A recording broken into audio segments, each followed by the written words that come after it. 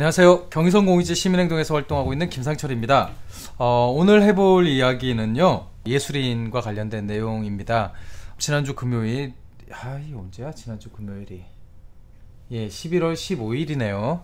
예, 11월 15일에 국회에서 있었던 그 프리랜서와 관련된 토론회가 있었습니다. 이 토론회를 개최하게 된 배경이 좀 흥미로운데요. 천안 지역에서 이제 예술인 협동조합을 만들기 위한 움직임이 있습니다.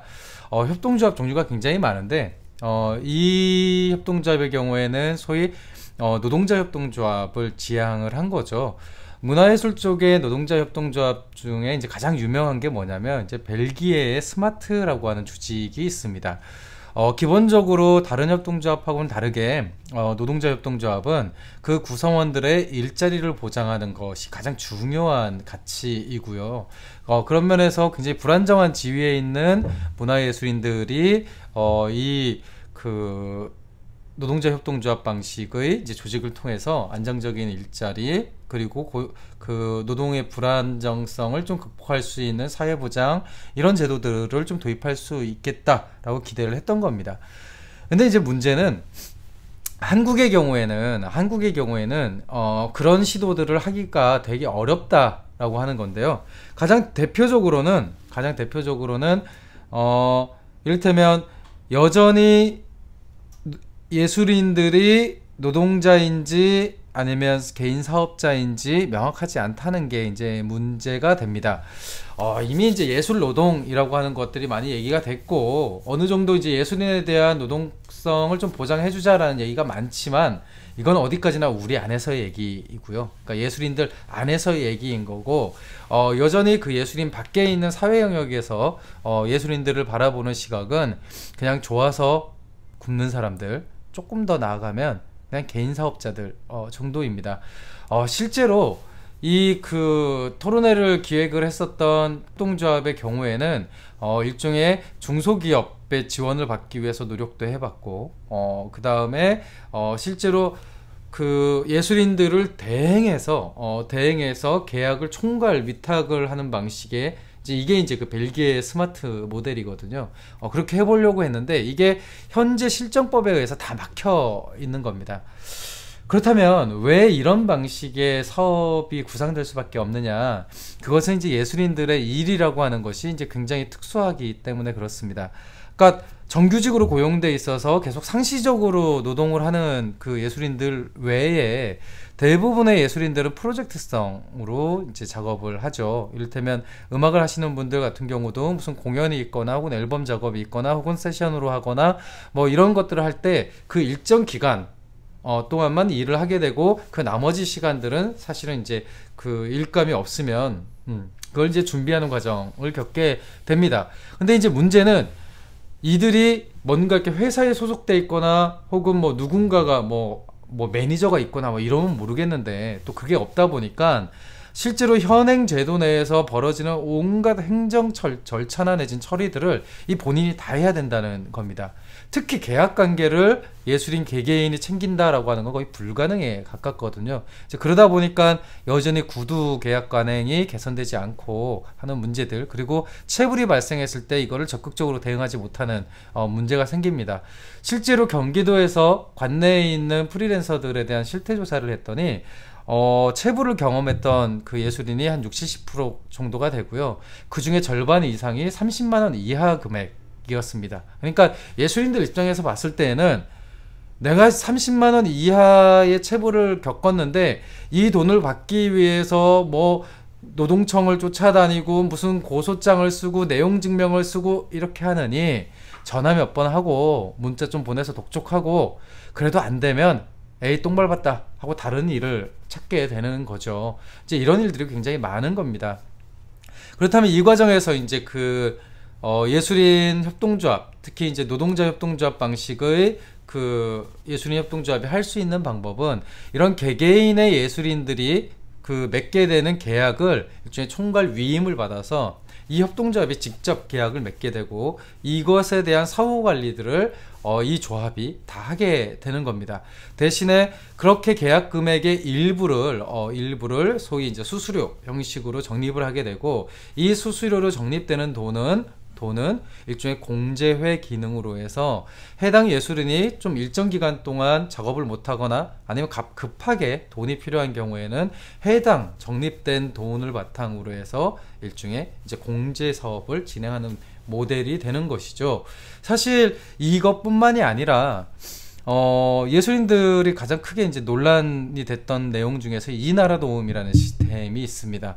사실은 이나라 도움이라고 하는 거는 이제 보조금을 정산하는 시스템이고, 이 보조금이라고 하는 건 어쨌든 세금을 통해서 만들어진 거니까 어쨌든 사용 내용이 정확하게 정산되고 보고되는 거는 굉장히 필요한 일일 겁니다. 그런데 예술인들 입장에서는 그 시스템에 접속을 해갖고 그걸 일일이 다 관리하는 건 거의 불가능하거든요. 누군가가 대행을 해줬으면 좋겠습니다. 그런데 해준 데가 없죠. 실제로 이것과 유사하게 이나라 도움 체계로 들어가 있는 분들이 누구냐면 농민들입니다. 그러니까 농민들 같은 경우는 이제 직불금을 받잖아요. 그래서 이제 그 직불금을 쭉 받으면 그 농민분들이 집에서 컴퓨터로 이나라 도움 정산하는 게 아닙니다. 그걸 농협에서 대행을 해주고 있습니다. 그런 것처럼 실제로 예술인협동조합이 이나라 도움 정산이나 이런 것들을 대행할 수도 있는 것이죠. 거기에 대한 일부 수수료를 사실은 정부로부터 받을 수도 있습니다. 왜냐하면 그 행정비용이라고 하는 것은 결국에는 공익적 목적에 부합하니까요. 그리고 최근에 이 예술인 협동조합과 관련돼서 좀 고민이 더 깊어지는 것은 바로 예술인 고용보험 도입 때문에 그렇습니다. 일반 정규직 같은 경우는 고용기간이나 내지 이런 것들이 다 예측 가능하기 때문에 실제로 내가 실업급여를 받을 수 있는 일종의 그 노동 일수를 채우느냐 못 채우느냐가 자기가 관리가 가능합니다. 왜냐면 만근 그냥 하면 딱딱 찍히니까요.